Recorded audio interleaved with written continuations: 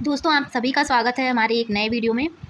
जैसा कि आप सभी के कमेंट्स आ रहे हैं कि हमारे रैंक कितने हैं, क्या हमें कोर्स मिल जाएगा, कौन सा कोर्स मिल जाएगा, कौन सा कॉलेज। तो कट ऑफ की बात करेंगे इस वीडियो में, और जिन बच्चों के स्कोर कार्ड शो नहीं हो रहे हैं उसकी भी बात करेंगे, स्कोर कार्ड क्यों नहीं शो हो रहा है।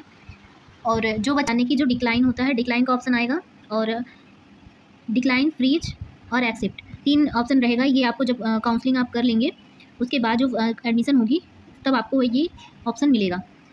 मीन्स जब आपका अलॉटमेंट लेटर आएगा, ठीक है, अभी आप काउंसलिंग कर रहे हैं, जब आपका अलॉटमेंट लेटर आएगा तब ये 3 ऑप्शन आपको ध्यान देने होंगे। मेन चीज़ बात कर लेते हैं जो कि स्कोर कार्ड और आपकी जो मेरिट लिस्ट है, मीन्स स्कोर कार्ड है वो कैसे शो होगा, और जो बच्चे रिजेक्टेड हैं वो क्या क्या करेंगे। देखिए, रिजेक्टेड कैंडिडेट्स की जो लिस्ट है यहाँ पे आपको दिख जाएगी, कैटेगरी चेंज वाली लिस्ट यहाँ दिख जाएगी, डुप्लीकेट कैंडिडेट्स की यहाँ की आपको दिख जाएगी, ठीक है। कैटेगरी लिस्ट में थोड़ा सा इंपॉर्टेंट बताना है यहाँ पे कि जो कैटेगरी लिस्ट है यहाँ पे देखिए, ओबीसी से आपको जनरल में काउंट कर दिया गया था, change from OBC to general, सभी में लगभग यही लिखा है। आप देखिए तो सभी ऐसा तो है नहीं, सभी ने ओबीसी से ही जनरल में मतलब कि जनरल में ये फैकल्टी के द्वारा कर दिया गया होगा, क्योंकि नोटिस एक बार आई थी ना, अगर जो बच्चे नहीं कर पा रहे हैं, नहीं लगाए हैं ओबीसी का, ओबीसी को ही कास्ट लगाना था, ओबीसी को और ईडब्ल्यूएस को, तो ओबीसी वाले को जनरल में काउंट कर लिया गया है, ठीक है। सभी में इसमें देखेंगे आपको ओबीसी से जनरल दिखेगा, तो ओबीसी से जनरल में आपको काउंट कर लिया गया है। और बहुत ही ज़्यादा मात्रा में रिजेक्टेड बच्चे हुए हैं, बहुत मतलब ज़्यादा 234 कुछ बच्चे रिजेक्ट हुए हैं। इनमें रीज़न भी दिख रहा है, और एक चीज़ और देखने को मिल रही है, स्कोर कार्ड शो नहीं हो रहा है। जो बच्चे चेक कर रहे हैं, देखिए चेक करने का जो तरीका है यहीं से चेक होगा स्कोर कार्ड। और ध्यान देंगे, ये डेस्कटॉप साइट पे ही आपको चेक करना है। डेस्कटॉप साइट पे देखने के लिए यहाँ पे 3 डॉट पे आपको क्लिक कर देना होगा। जब आप लॉगिन करेंगे अपना फॉर्म, यहाँ से जाके 3 डॉट पे जाके आप इसको डेस्कटॉप साइट पे कर लेंगे। फिर यहाँ कॉर्नर में आपको दिखेगा स्कोर कार्ड, और जो भी आपको चॉइस फिल करना है वो सब आपको दिखेंगे। डेट, इंपॉर्टेंट डेट जो 4 अगस्त से आपकी जो स्टार्टिंग है काउंसलिंग की वो है, और 9 अगस्त तक ये चलेगी। फ़ीस की अगर बात करें तो फ़ीस आपको प्रत्येक वीडियो में मैंने बताया है 500 लगेंगी रजिस्ट्रेशन, और 5000 जो रहेगी आपकी सिक्योरिटी मनी फ़ीस, ये आपको देनी है। अब कैटेगरी कट ऑफ की बात करते हैं, वो भी कैटेगरी वाइज ध्यान से देखेंगे, क्योंकि जनरल वाले जो बच्चे हैं वो ज़्यादा हो जाएंगे इस बार, क्योंकि जो भी बच्चे ओबीसी वाले ने कास्ट सर्टिफिकेट अपना नहीं लगाया था, मीन्स वो भी अपडेटेड नहीं लगाया था, तो उनको जनरल में काउंट कर लिया गया है। आपकी जो कैटेगरी है वो जनरल में काउंट होगी, ओबीसी में नहीं होगी। और जनरल कट ऑफ की अगर बात करें, ये देखिए जनरल कट ऑफ जो हम बताएंगे आपको, ये कट ऑफ आपकी रैंक के अकॉर्डिंग होगी। रैंक और आपकी जो परसेंटेज होती है उसमें डिफरेंस होता है। जो परसेंटेज आपने एवरेज निकाला था, ठीक है, 80% और 85%, 83 ऐसे आपने जो निकाला था एवरेज और जो रैंक होती है वो अलग होती है। एवरेज का मतलब जो आपकी परसेंटाइल दिखाती है कि इतने मार्क्स में आपके इतनी परसेंट है, और जो रैंक का मतलब होता है कि आपकी पोजीशन क्या है उतने बच्चों के बीच में या उतने बच्चों के नीचे हो। जैसे आपने एक आपकी रैंक मान लीजिए 20 है, ठीक है, तो मतलब कि आपका 20 पोजीशन है, उसके बच्चे आपके उसके नीचे आपके 19 बच्चे हैं, ठीक है। तो ये मतलब रैंक एक छोटा सा एग्जांपल था। रैंक का मतलब ये होता है। जनरल की रैंक अगर बात करें, जनरल की रैंक अगर आपकी मतलब रैंक के हिसाब से बात करें, तो जो आपकी 7000 से मतलब 7500 से लेके अगर आपकी 81,000 तक है, ठीक है, मीन्स इतने के बीच में अगर आपकी है, क्योंकि जनरल की जो देखिए कट ऑफ रहेगी वो हाई रहेगी, क्योंकि ज़्यादा बच्चे जो है जनरल में हो गए हैं काउंट, तो उनकी जो कट ऑफ रहेगी वो हाई रहेगी, ठीक है। जितने ज़्यादा बच्चे रहेंगे उतनी ज़्यादा कट ऑफ रहेगी, और जितने कम बच्चे रहेंगे उतनी कम रैंक रहेगी, कम कट ऑफ रहेगी। तो इतनी अगर आपके स्कोर हैं, तो ये जो फर्स्ट काउंसलिंग है, ऐसा नहीं है आपको फर्स्ट काउंसलिंग में ही मिल जाएगी। कोर्स जैसे आप सेलेक्ट करते हैं, कोर्स देखिए डीएमएलटीज़ में ज़्यादा जैसे प्रेफरेंस देते हैं बच्चे, तो उसमें चांसेस कम रहता है मिलने को। और फार्मेसी भी हो गई तो फार्मेसी में भी आपको कम रहता है चांस।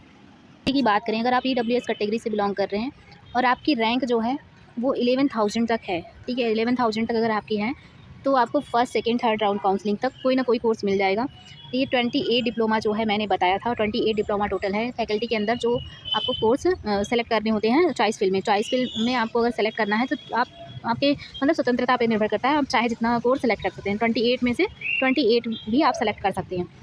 और अगर एससी कैटेगरी की बात करें, तो एससी कैटेगरी में अगर आपकी रैंक देखिए 15,000 तक है अगर आपकी रैंक, तो आपकी जो चांसेस हैं मिलने की सीट। और एससी कैटेगरी की अगर बात करें, तो आपकी जो 12,000 तक अगर आपकी रैंक है, 12 से 13,000 तक, तो भी आपको लास्ट काउंसलिंग तक कोर्स मिलने के चांसेस हैं। ये हमने बात कर ली कैटेगरी वाइज कट ऑफ की। अगर आपको स्कोर कार्ड शो नहीं हो रहे हैं, जैसा कि कमेंट्स बच्चों के आ रहे हैं कि आपके जो स्कोर कार्ड है वो शो नहीं हो रहे हैं, अगर आपने रैंक का जैसे यहाँ पे फिल कर लिया अपना रजिस्ट्रेशन आईडी और पासवर्ड कैप्चा भी फिल कर लिया और आपने लॉगिन कर लिया, फिर आपका जो स्कोर कार्ड है वो शो नहीं हो रहा है, तो आप एक बार अपना जो है नाम इसमें चेक कर लीजिए लिस्ट में, रिजेक्टेड में और कैटेगरी चेंज वाले लिस्ट में। कैटेगरी चेंज वाले लिस्ट में वैसे में भी तो आपके अगर इसमें नाम नहीं दिख रहे हैं तो जो आपका कुछ ना कुछ तो मिस्टेक होगा या फिर एरर होगा, तभी जाके नहीं दिख रहा होगा। और जिन बच्चों के स्कोर कार्ड शो हो गए हैं, क्या वही बच्चे, आप एक बार कमेंट कर दीजिएगा, क्योंकि आपने जो फॉर्म है वो एडिट किया था या नहीं, मीन्स करेक्शन किया था कोई कि नहीं, ये एक बार आप ज़रूर कमेंट में बता दीजिएगा। कोई भी बच्चा आप बता देना कि आपने करेक्शन किया था कि नहीं। जिनका स्कोर कार्ड शो हो गया, जिन्होंने रैंक अपना कमेंट बॉक्स में भेजा है, उन्होंने आपको बता दो एक बार कि आपने करेक्शन करा था कि नहीं। और जो स्कोर कार्ड की प्रॉब्लम है वो बहुत ही बच्चों में आ रही है, तो जिन्होंने ज़्यादातर जो बच्चों ने करेक्शन किया था उनमें ही आ रही है ये।